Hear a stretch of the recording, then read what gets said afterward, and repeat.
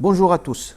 Dans cette vidéo, je voudrais vous présenter la correction de l'examen procédé de mise en forme des matières plastiques de session janvier 2023 pour les étudiants de génie mécanique, notamment les étudiants de plasturgie. Avant de passer à la correction, je vous demande de télécharger l'examen procédé de mise en forme des matières plastiques. Il suffit de consulter le site shushenslim.wordpress.com, taper sur l'article 10 et télécharger l'examen session 2023. Vous pouvez aussi me suivre directement sur ma chaîne YouTube Slim Shushen et regarder toutes les vidéos relatives aux cours TP et examens en consultant la playlist procédé de mise en forme des matières plastiques. L'examen comporte 3 exercices indépendants. L'exercice 1 sur 7 points, l'exercice 2 sur 5 points et l'exercice 3 sur 8 points. Exercice 1, identifier le procédé de mise en œuvre de ces objets, la préforme obtenue par injection, gobelet réutilisable par injection, gobelet jetable par thermoformage.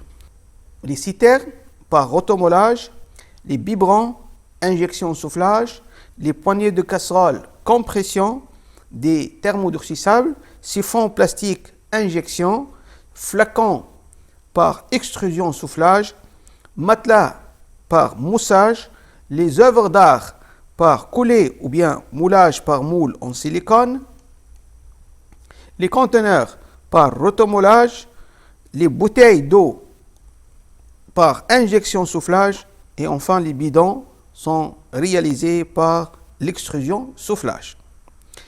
Question 2. Quel type de pièces peut-on réaliser par soufflage? Les techniques d'extrusion soufflage et d'injection soufflage sont des méthodes de mise en œuvre des matières thermoplastiques pour la fabrication d'objets tridimensionnels creux.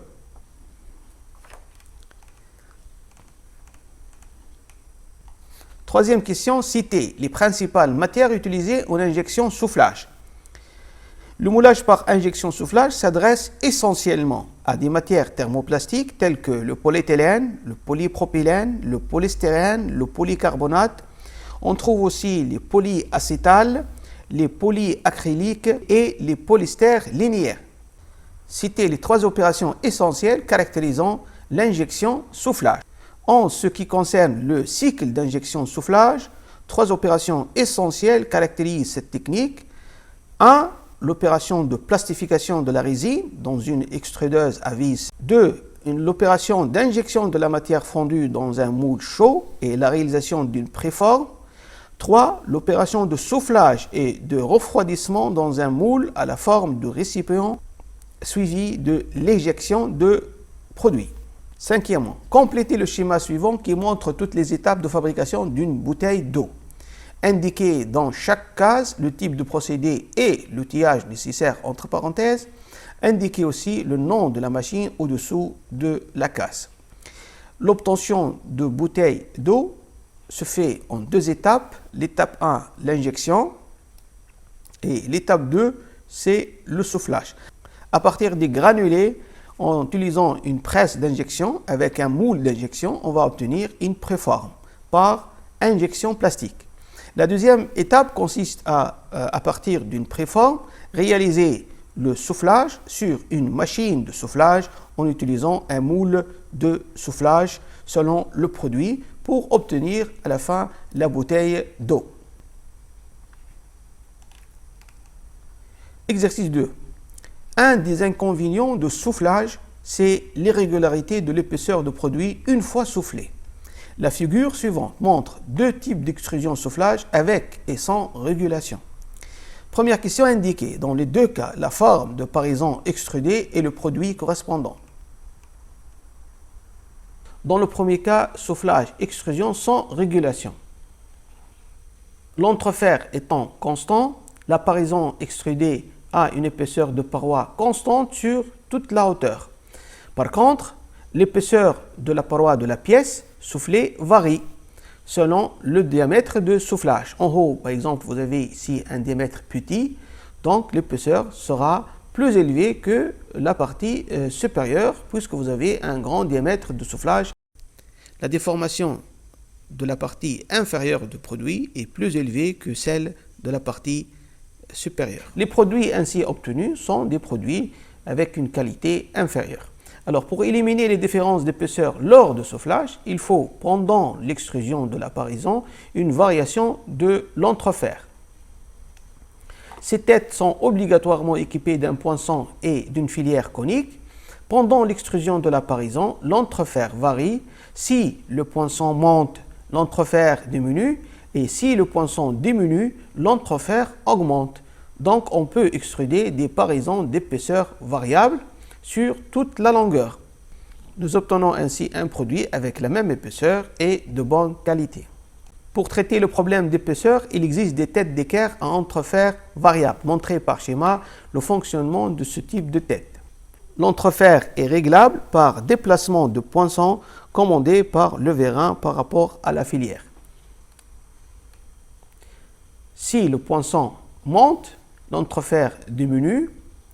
Si le poinçon diminue, l'entrefer va augmenter. On peut donc extruder des paraisons d'épaisseur variable sur toute la longueur.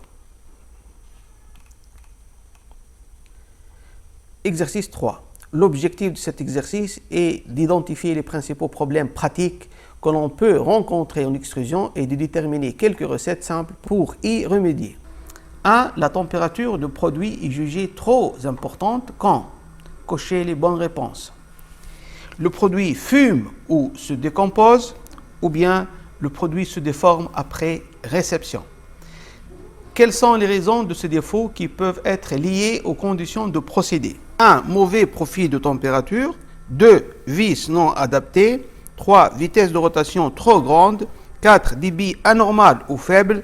5. Mauvaise alimentation ou bien savonnage. 6. Refroidissement insuffisant. Les raisons liées à des défauts mécaniques. Vis trop usées, vis et embouts trop longs et tamis colmatés. Les raisons liées aux défauts électriques. 1. L'électrovanne de refroidissement de la vis reste ouverte. 2.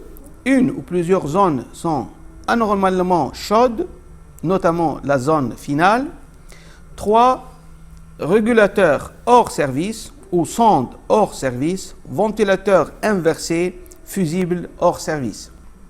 2. Produit trop froid quand cocher la bonne réponse. Le produit ne se tire pas. Lorsque le produit est mat, froid, ne se tire pas, ne sort pas complètement de la filière.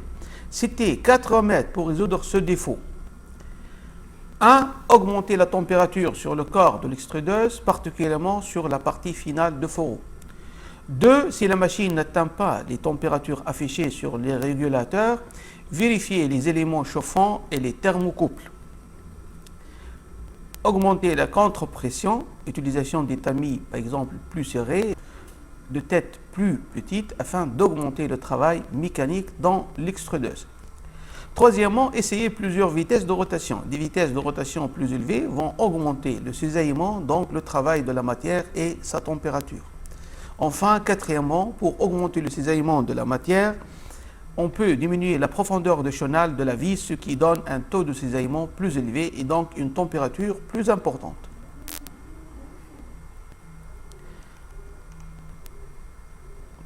Troisièmement, problème de débit identifié quand on remarque une variation de débit de la température de la zone d'alimentation de manière cyclique et en opposition de phase. Le débit est relié aussi à la pression.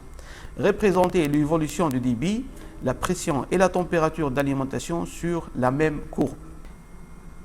Étant donné le débit variant de manière cyclique et relié à la pression en fin de vis variant dans le même sens et à une température de zone d'alimentation variant inversement. En rouge, on représente la variation de la température d'alimentation et en jaune, on montre la variation du débit avec la pression en opposition de phase avec la température d'alimentation. Pour résoudre ce problème, deux voies sont possibles. Augmentation de la puissance de refroidissement de la zone d'alimentation afin de rester constamment dans le régime à débit élevé. Augmentation de la puissance de refroidissement vient à diminuer la température d'alimentation, c'est-à-dire on va augmenter le débit. Ou bien augmentation de la température dans cette zone à une valeur supérieure à la température de fusion de matériaux extrudés afin de rester constamment dans le mode de fonctionnement avec un débit faible. C'est-à-dire augmentation de la température d'alimentation va entraîner la diminution de débit, c'est-à-dire on va travailler dans le régime à débit faible. Donc si la température d'alimentation augmente, le débit diminue, et si la température d'alimentation diminue, le débit augmente. Merci à vous et à la prochaine vidéo.